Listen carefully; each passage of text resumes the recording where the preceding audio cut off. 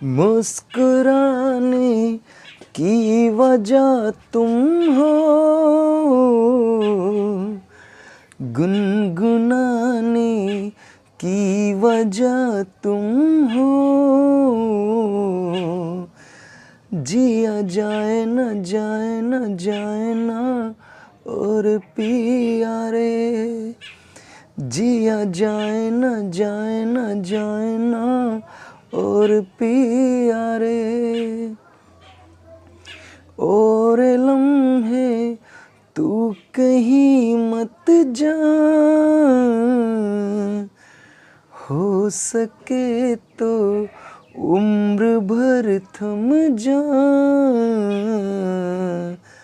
जिया जाए न जाए न जाए ना और पिया रे, जिया जाए न जाए न जाए ना और पिया रे। जय हिंद साथियों, मैं अपने इस वीडियो में आपका अपना स्वागत करता हूं। दोस्तों, आज हम बेसिकली बात करने वाले हैं क्लास 12 फिजिक्स में, और चैप्टर का नाम होगा प्रत्यावर्ती धारा। और उसमें आज हम लोग बहुत ही इंपॉर्टेंट टॉपिक, जो कि आपके बोर्ड एग्ज़ाम की दृष्टि से, चाहे वो वाइवा हो या फिर बोर्ड एग्ज़ाम से रिलेटेड या फिर मान लीजिए बेसिक जानकारी के लिए भी रिलेटेड, तो ये जो ट्रांसफार्मर आपका टॉपिक होता है ये बहुत ही इंपॉर्टेंट होता है। एक्चुअली ट्रांसफार्मर ये एक ऐसी डिवाइस होती है जिसको हम लोग क्या करते हैं, हम लोग अपने दैनिक जीवन में देखते हैं।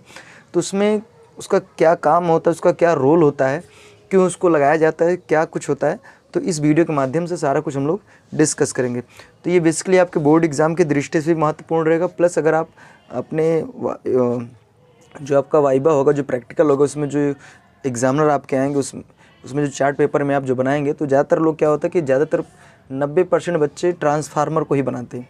और वहाँ पे जब पूछा जाता है तो उतना जानकारी उनको नहीं रहती है कि वो जवाब दे सके एग्जामिनर को। तो बेसिकली हम लोग यहाँ पे वाइबा के लिहाज से भी, प्लस आपके बोर्ड एग्ज़ाम की दृष्टि से भी, हम जितने भी प्रश्न आपके पूछे जाते हैं वो सारे प्रश्न यहाँ पे कवर करेंगे। तो हालांकि यहाँ पे देखिए, इसमें एक प्रश्न पूछा गया है, ट्रांसफार्मर की संरचना तथा कार्यविधि का वर्णन कीजिए। और इसमें कह रहा है कि इसमें पटलित लौह क्रोड का क्या महत्व है, इसके बारे में बताना है। और इस तरह का जो प्रश्न है ये 2017, 2018, 20 और 22 में प्रश्न पूछा जा चुका है, ठीक है। और यहाँ पे एक दूसरा प्रश्न पूछा गया है, ट्रांसफार्मर का नामांकित चित्र बनाइए तथा उसके परिणमन अनुपात के सूत्र की उत्पत्ति कीजिए। और ये 2024 में प्रश्न पूछा हुआ है। फिर लास्ट में यहाँ पे एक और है, ट्रांसफार्मर से रिलेटेड ही प्रश्न है। इसमें कह रहा है कि ट्रांसफार्मर का सिद्धांत क्या होता है, इसके बारे में बताइए। फिर उसके बाद कह रहा है कि ऊंचाई तथा अपचाई परिणाम में ट्रांसफार्मर में अंतर का उल्लेख कीजिए। फिर उसके बाद कह रहा है ट्रांसफार्मर में ऊर्जा क्षय के कारणों का भी उल्लेख कीजिए। और ये बोर्ड एग्ज़ाम 2018, 19, 20, 23, 24 और 25। आपको मैं एक बात बता दूँ सीधा सीधा, जैसे कोई भी स्टेट होता है, जैसे यूपी है और भी जो बहुत सारे स्टेट हैं, बिहार है, तो सभी जगह क्या होता है, कई सेट में पेपर बनते हैं। तो ज़रूरी नहीं कि हर सेट में ट्रांसफार्मर आए, लेकिन ज़रूरी है कि 2 से 3 सेट में तो ज़रूर देखने को मिल जाता है। तो ट्रांसफार्मर इसलिए इम्पॉर्टेंट है। ये ज़रूरी नहीं है कि हमारे सेट में नहीं आएगा तो हम इसको नहीं पढ़ेंगे। ट्रांसफार्मर इतना इम्पॉर्टेंट टॉपिक है कि आपको हर एक चीज़ में, वाइबा में, बोर्ड एग्ज़ाम में बेसिक जानकारी के लिए बहुत ही ज़्यादा महत्वपूर्ण है। तो चलिए आइए स्टार्ट करते हैं, ट्रांसफार्मर के बारे में समझते हैं। देखिए, एक्चुअली अगर हम बात करें ट्रांसफार्मर होता क्या है, देखिए पहला नंबर, ट्रांसफार्मर को अगर हम लिखें, ट्रांसफार्मर, अगर हम आपसे बात करें कि ट्रांसफार्मर किस शब्द से बनाया गया है, तो ट्रांसफार्मर एक्चुअली जो शब्द है वो ट्रांसफ़र शब्द से बनाया गया है। ट्रांसफ़र का अर्थ होता है भेजना। ट्रांसफ़र का अर्थ क्या होता है, भेजना। तो जो ट्रांसफार्मर शब्द का निर्माण हुआ है वो बेसिकली ट्रांसफ़र शब्द से हुआ है। अच्छा, अगर बात करें कि ट्रांसफार्मर इसका नाम इसलिए पड़ा, क्यों पड़ा, क्योंकि एक्चुअली बात ये होती है ना, देखिए ट्रांसफार्मर के अगर हम काम की बात करें तो इसका काम क्या होता है। देखिए, ट्रांसफार्मर का काम होता है वोल्टेज को बढ़ाने और घटाने का काम। जैसे आप जो सप्लाई जनरेटर के द्वारा जो सप्लाई पैदा की जाती है, एक्चुअली वो सप्लाई वोल्टेज में पैदा होती है, वोल्ट में। तो होता ये, जैसे सपोज करो कि कोई प्लांट है, ठीक है, कोई प्लांट यूपी में, मान लीजिए सोनभद्र में कोई प्लांट है, ठीक है, और यूपी में एक ज़िला आप जानते हैं प्रयागराज है। तो सपोज करिए सोनभद्र से प्रयागराज सप्लाई को लाना है, और सोनभद्र से प्रयागराज के बीच का जो डिस्टेंस है वो लगभग 250 किलोमीटर के करीब पड़ता है। तो वहाँ पे जो सप्लाई प्लांट में जो बिजली पैदा होती है वो इतनी सफिशिएंट नहीं होती है कि वो 250 किलोमीटर का सफ़र तय करे। तो इसलिए क्या करते हैं कि जितना वो वोल्टेज उसमें पैदा हुआ रहता है उसको क्या करते हैं थोड़ा सा बढ़ाया जाता है। फिर बढ़ा के, क्योंकि देखिए 250 किलोमीटर का जो सफ़र होता है बहुत ज़्यादा बड़ा होता है, जिस कारण उस सप्लाई नहीं पहुंच सकती। तो इसलिए क्या करते हैं, ट्रांसफार्मर नाम एक डिवाइस होती है जो क्या करता है सप्लाई को बढ़ा देता है ताकि जितनी भी दूरी आपको चाहे 250 किलोमीटर, 400 किलोमीटर, 500 किलोमीटर अगर आपको दूर ले जाना है तो ट्रांसफार्मर क्या करेगा, सप्लाई को बढ़ा देगा और आसानी से जितनी दूरी भेजना रहता है उतनी दूरी हम सप्लाई को भेज सकते हैं। तो ट्रांसफार्मर का बेसिकली काम है सप्लाई को बढ़ा के एक जगह से दूसरी जगह भेजना। अच्छा, ज़रूरी नहीं है कि वो सिर्फ सप्लाई को बढ़ाएगा, वो सप्लाई को आवश्यकता पड़ेगी तो कम भी करेगा।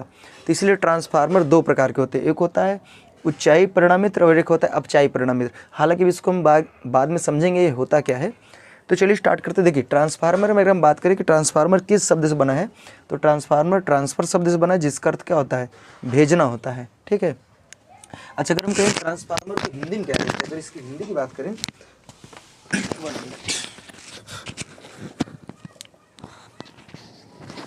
ठीक है, ट्रांसफार्मर की अगर हिंदी की बात करें तो इसकी हिंदी होती है परिणामित्र।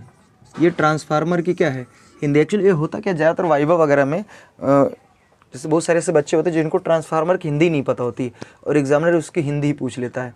तो ध्यान देना, ट्रांसफार्मर की जो हिंदी होती है वो क्या होती है, परिणामित्र होती है। इस बात को ध्यान देना है। तो अब आइए हम लोग बात करते हैं ट्रांसफार्मर के बारे में, डिटेल जानकारी लेते हैं। देखिए ट्रांसफार्मर ट्रांसफर शब्द से बना है जिसका अर्थ होता है भेजना। ठीक, और ट्रांसफार्मर को हिंदी में हम लोग क्या कहते हैं, परिणामित्र कहते हैं। अच्छा, अगर यहाँ पे एक प्रश्न पूछा है कि ट्रांसफार्मर का सिद्धांत क्या होता है, यानी ट्रांसफार्मर किस सिद्धांत पे काम करता है, तो ध्यान देना है कि ट्रांसफार्मर अन्योन्य प्रेरण के सिद्धांत पे काम करता है।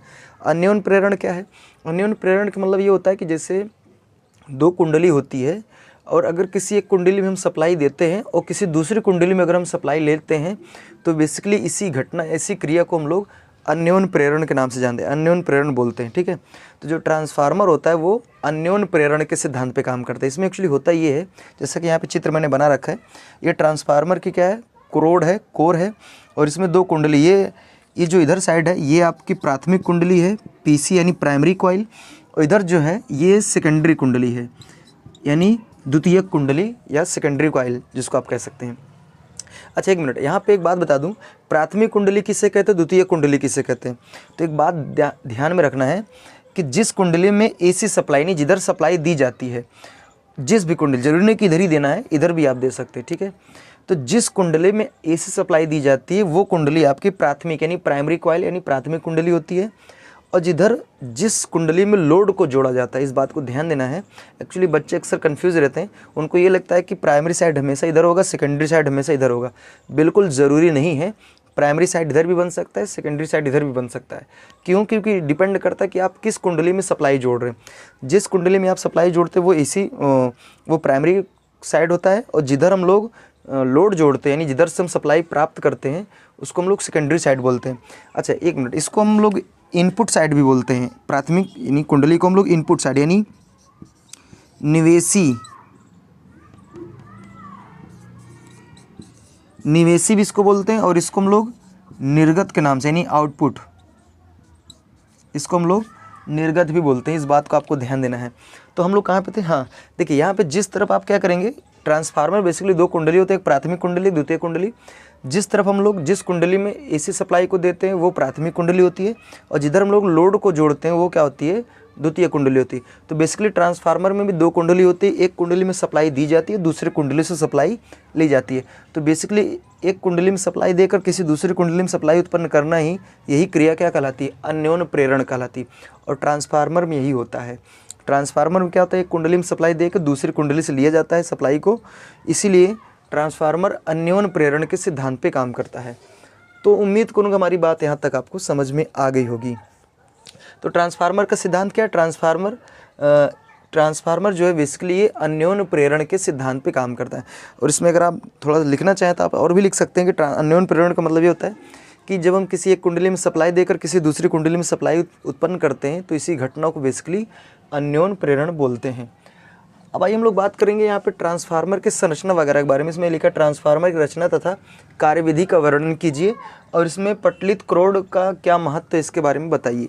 तो देखिए अगर हम बात करें ट्रांसफार्मर के संरचना की या रचना की, तो इसमें एक्चुअली होता ये है इसमें क्या होता है, एक मतलब आयत के आकार के, नहीं कह सकते चतुर्भुज के आकार में एक नर्म लोहे की पतली पतली पत्तियों से बनाई हुई एक क्रोड होती है, ठीक है।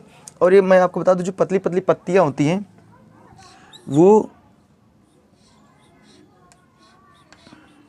ई आकार में, ठीक है, आई आकार में, एल आकार में और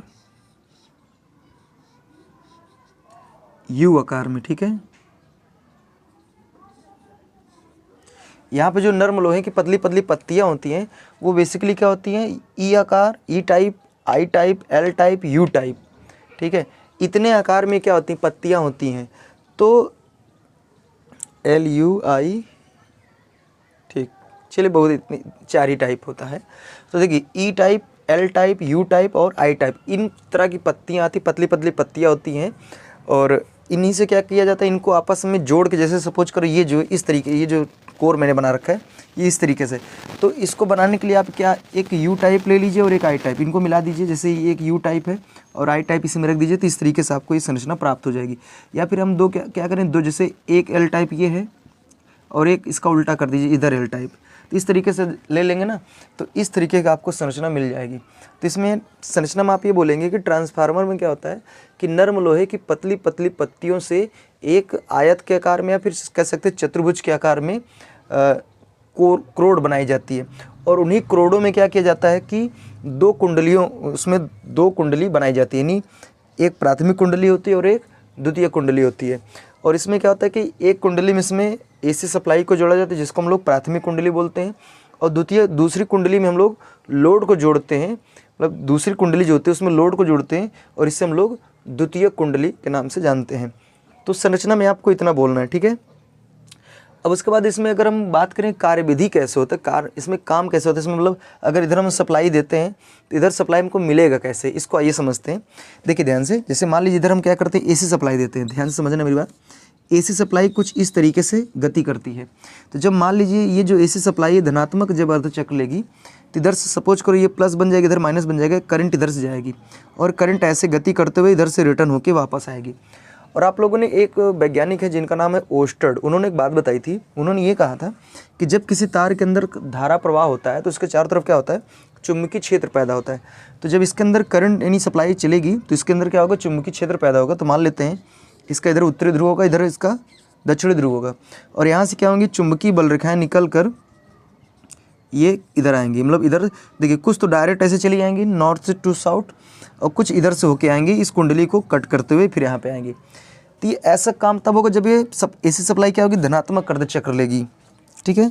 अब जैसे एसी सप्लाई ऋणात्मक अर्धचक्र लेगी तो अब जो करंट है वो इधर से एंट्री करेगी, इधर से आएगी बाहर, मतलब इधर से इस कुंडली में एंट्री करेगी, इधर से वापस आएगी।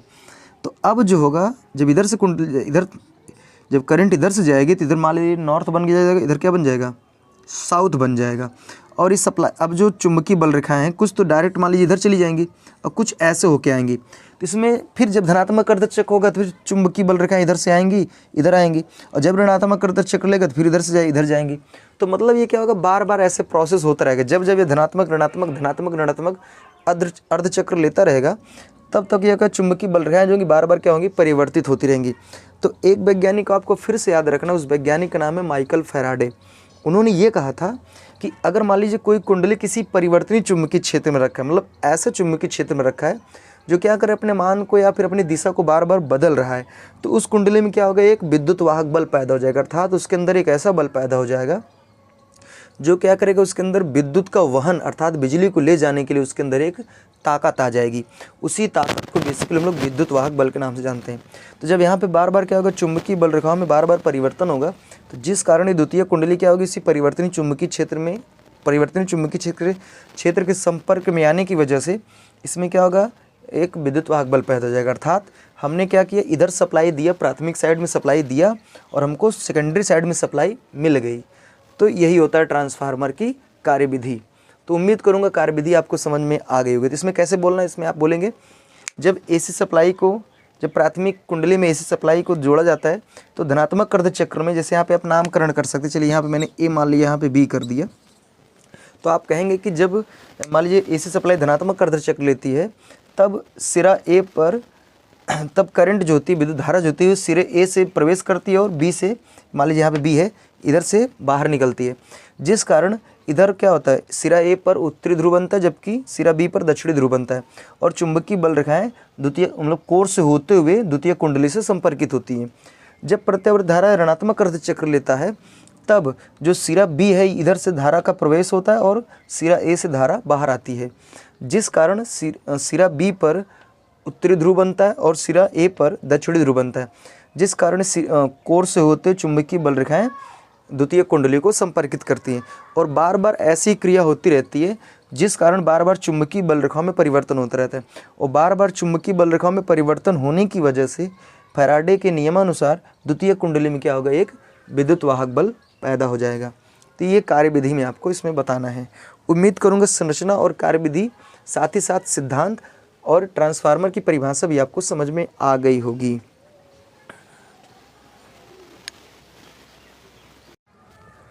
ठीक है, अब आइए हम लोग बात करने चल रहे हैं। यहाँ पे इतनी बात अगर संरचना, कार्यविधि, सिद्धांत वगैरह हो गया, उसमें देखिए यहाँ पे दूसरे प्रश्न में क्या बोल रहा है, ट्रांसफार्मर का नामांकित चित्र बनाए। तो नामांकित चित्र मतलब यही सब बनाना है। इसमें देखिए, इसमें आप लिख देंगे प्राथमिक कुंडली है, इधर ये द्वितीय कुंडली हो जाएगी, ठीक है, इधर एसी सप्लाई हो जाएगा, इधर लोड हो जाएगा, और इसको हम क्या कहेंगे, ये जो है ना, ये नर्म लोहे की क्या है, नर्म लोहे की पटलित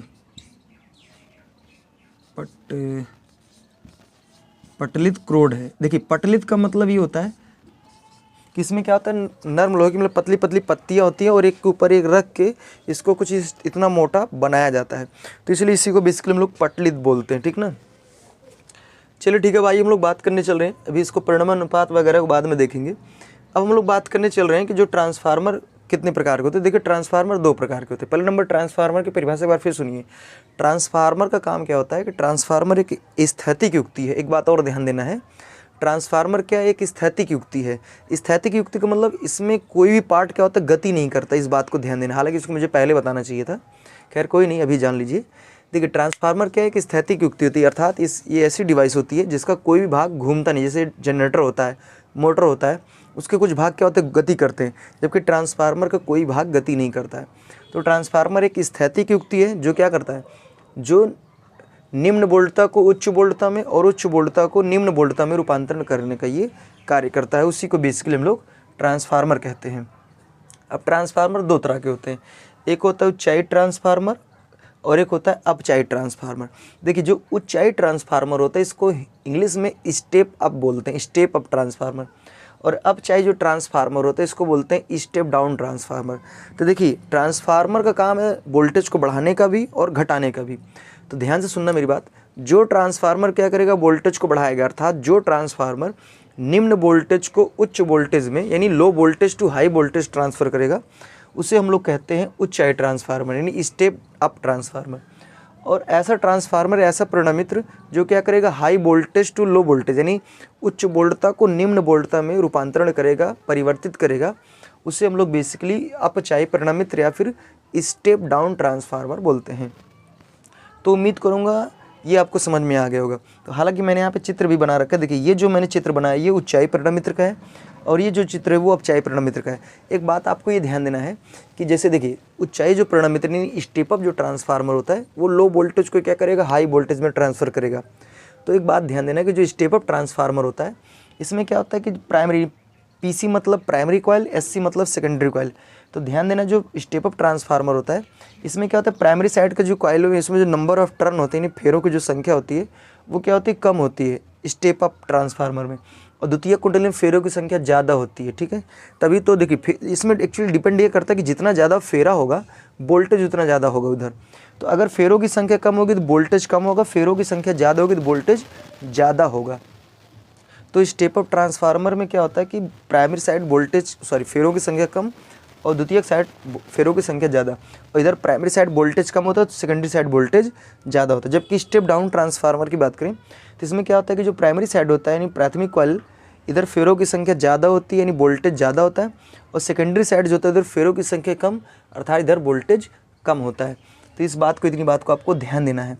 तो उम्मीद करूँगा मैं कहाँ तक बात कर लिए। पहला नंबर, हाँ एक बात और समझ लेना है कि इसमें बोला ये गया है कि जो ट्रांसफार्मर में पतली पतली पत्तियों से बनाया जाता है, इसमें जो क्रोड, इसका मेन कारण क्या है? तो इसका मेन कारण अभी मैं आपको बताऊंगा जब हम लोग इसमें बात करेंगे ऊर्जा क्षय, तो उसमें हम बता देंगे कि इसका मतलब इसको पटली यानी पतली पतली पत्तियों से यानी समूचे में नहीं बना के जबकि पतली पतली पत्तियों में बनाया जाता है, क्यों? तो इसका कारण अभी हम लोग ऊर्जा क्षय में देखते हैं।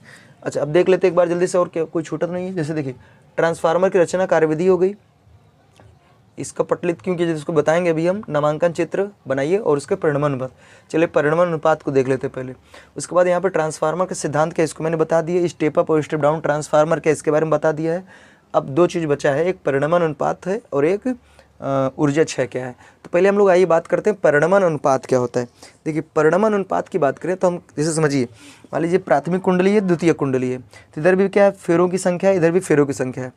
तो प्राथमिक कुंडली में फेरों की संख्या और द्वितीय कुंडली में फेरों की संख्या का जो अनुपात होता है, या फिर दूसरे रूप में आप ऐसे भी कह सकते हैं कि किसी ट्रांसफार्मर में द्वितीय कुंडली में फेरों की संख्या और प्राथमिक कुंडली में फेरों की संख्या का जो अनुपात होता है, बेसिकली उसी अनुपात को हम लोग परिणमन अनुपात कहते हैं।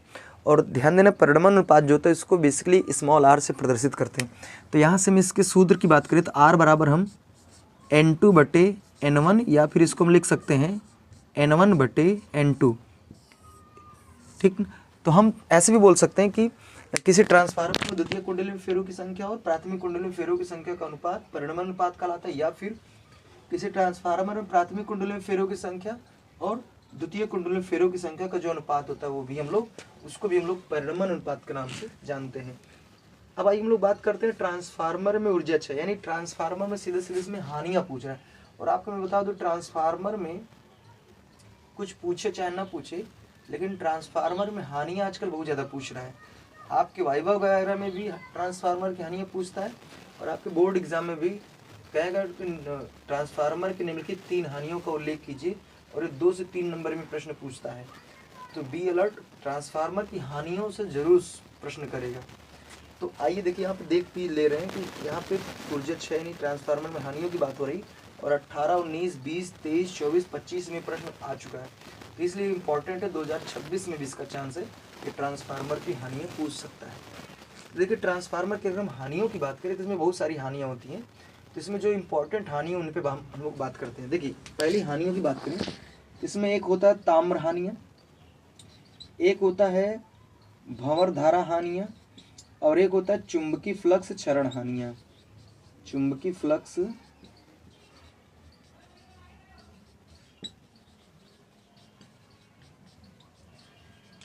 ठीक, देखिए इसमें एक होता है ताम्र हानियाँ, एक होता है भंवर धारा हानियाँ, और एक होता है चुंबकीय फ्लक्स क्षरण हानियाँ।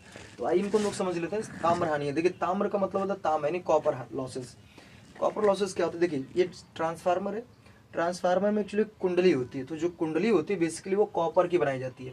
और आपको मालूम होना चाहिए कि दुनिया में कोई भी पदार्थ होता है उसके अंदर एक प्रतिरोध नाम की चीज़ होती है, और वो क्या करता है, धारा का प्रभाव का विरोध करता है। तो एक्चुअली यहाँ पे लिखेंगे इसमें ताम्र हानियों में कि ट्रांसफार्मर में कॉपर के तार का क्या होता है, कुंडली होती है, कुंडलन होता है, जिसमें प्रतिरोध के कारण जब उसमें धारा का प्रभाव होता है तो प्रतिरोध के कारण उसमें कुछ ऊर्जा की क्षति होती है, कुछ ऊर्जा की हानि होती है, उससे बेसिकली हम लोग ताम्र हानियाँ बोलते हैं। तो उम्मीद करूँगी बात क्लियर हुई होगी। अगला नंबर समझते हैं भंवर धारा हानि क्या होती है, जिसको भी मैंने बोला था कि बाद में बताएंगे पटलित क्यों किया जाता है। एक्चुअली सुनिए, ट्रांसफार्मर की जो क्रोड होती है, कोर होती है, उसको नर्म लोहे के इसलिए बनाया जाता है, ठीक है, उसको नर्म लोहे को एक्चुअली नर्म लोहे की पतली पतली पत्तियों से इसलिए बनाया जाता है ताकि उसमें एक चीज़ ना हो, भंवर धारा हानि। एक्चुअली भंवर धारा क्या है, भंवर धारा एक ऐसी धारा होती है जो कि किसी पदार्थ में चक्करदार इस राउंड अप टाइप की घूमती है, और ये इतनी ज़्यादा खतरनाक होती है कि जिस उपकरण के अंदर भंवर धारा पैदा होती है ना, उस उपकरण को बहुत ही कम समय में बहुत ज़्यादा हीट कर देती है, और ज़्यादा हीट होने से उसमें जो बाइंडिंग वगैरह होती है वो जल जाती है। तो एक्चुअली यहाँ पे पूरा लोहा ही तो होता है, ये रोड जो होती है पूरा लोहा होती है। अगर इसको हम पूरा समूचे कर दे, पतली पतली पत्तियों में ना गर करें, तो ये इसमें जितनी ज़्यादा भंवर धारा उत्पन्न हो जाएगी, कितने ज़्यादा हीट पैदा होगा कि जो यहाँ पे ट्रांसफार्मर में बाइंडिंग वगैरह है ये फूक जाएगा। यानी आपको बता दूं, अगर किसी भी उपकरण में अगर ट्रांसफार्मर पतली पतली पत्ती उस ना बना के सीधा समूचा बना दिया जाए तो डेली हम लोग उसको मिस्त्री के पास लेके पहुँचे रहेंगे, क्योंकि उसमें भंवर धारा हानि होगी, और हीटिंग ज़्यादा होने की वजह से जो कॉपर की कुंडली है ये जल के ख़त्म हो जाएगी, इसमें शॉर्ट सर्किट हो जाएगी और आपका ट्रांसफार्मर फूक जाएगा। तो इसीलिए भंवर धारा को बचाने के लिए, भंवर धारा ना हो, हीट ज़्यादा ना हो, इसलिए ट्रांसफार्मर की रोड को समूचा ना बनाकर पतली पतली पत्तियों में एक दूसरे को ऊपर रख के पटलित करके बनाया जाता है। तो इसका महत्व है। तो उम्मीद करूंगा हमारी बात समझ में आ गई कि भंवर धारा हानि क्या है। अगला नंबर समझते हैं चुंबकीय फ्लक्स क्षरण हानि क्या होता है। एक्चुअली सुनिए, जैसे मान लीजिए सपोज कर इधर से करंट गई थी, तो जब यहाँ पे उत्तरी ध्रुव पैदा हुआ, इधर दक्षिणी ध्रुव पैदा हुआ, तो कुछ क्या होंगे, चुंबकीय बल रखे हैं, कुछ तो इधर आएंगी इधर साइड, और कुछ इधर से चली आएंगी इधर साइड, और कुछ सीधा चली आएंगी। तो एक्चुअली सुनिए, यहाँ पे एक्चुअली हमारा मेन टारगेट है कि जो द्वितीय कुंडली है वहाँ पे चुंबकीय बल रेखाएं जानी चाहिए, क्योंकि जितना ज़्यादा दर चुंबकीय बल रेखाएं जाएंगी उतना ज़्यादा दर बिजली का उत्पादन होगा। तो एक्चुअली होता ये है कि जैसे मान लीजिए सपोज करिए 100% यहाँ पे चुंबकीय बल रेखाएं पैदा होती हैं, तो 100% पूरा इधर नहीं जाती हैं, कुछ क्या होती है, कुछ इधर भागी दूसरे तरफ चली जाती है। तो इसी बेसिकली को हम लोग क्या कहते हैं, चुंबकीय फ्लक्स क्षरण हानि। इसमें कैसे लिखेंगे, आप ऐसा लिखेंगे कि ट्रांसफार्मर में जब प्राथमिक कुंडली में सप्लाई दी जाती है तो उसमें जो चुंबकीय फ्लक्स उत्पन्न होता है वो चुंबकीय फ्लक्स पूरी तरीके से द्वितीय कुंडली में नहीं पहुंच पाता है। कुछ चुंबकीय फ्लक्स या कुछ चुंबकीय बल रेखाएं दूसरे तरफ चली जाती है। इसी को बेसिकली हम लोग चुंबकीय फ्लक्स क्षरण हानि के नाम से जानते हैं। तो उम्मीद करूँगा हमारी बात समझ में आई होगी। बाकी ये जो ट्रांसफार्मर टॉपिक है बहुत इंपॉर्टेंट है, और आपको मैं बता दूं ट्रांसफार्मर बेसिकली हम लोग अपने दैनिक जीवन में यूज क्यों करते हैं। हम लोग अपने ट्रांसफार्मर बेसिकली दैनिक जीवन में इसलिए यूज करते हैं, इसमें इसका काम होता है, बिजली को क्या करता है कि ये जैसे अगर बिजली लो है तो उसको हाई करेगा, और हाई बिजली है तो उसको ये लो करने का काम करता है। ठीक है, तो ये बेसिकली ट्रांसफार्मर का काम होता है। तो उम्मीद करूँगा मेरी बात आपको समझ में आ गई होगी। अब हमें दीजिए इजाज़त। जय हिंद।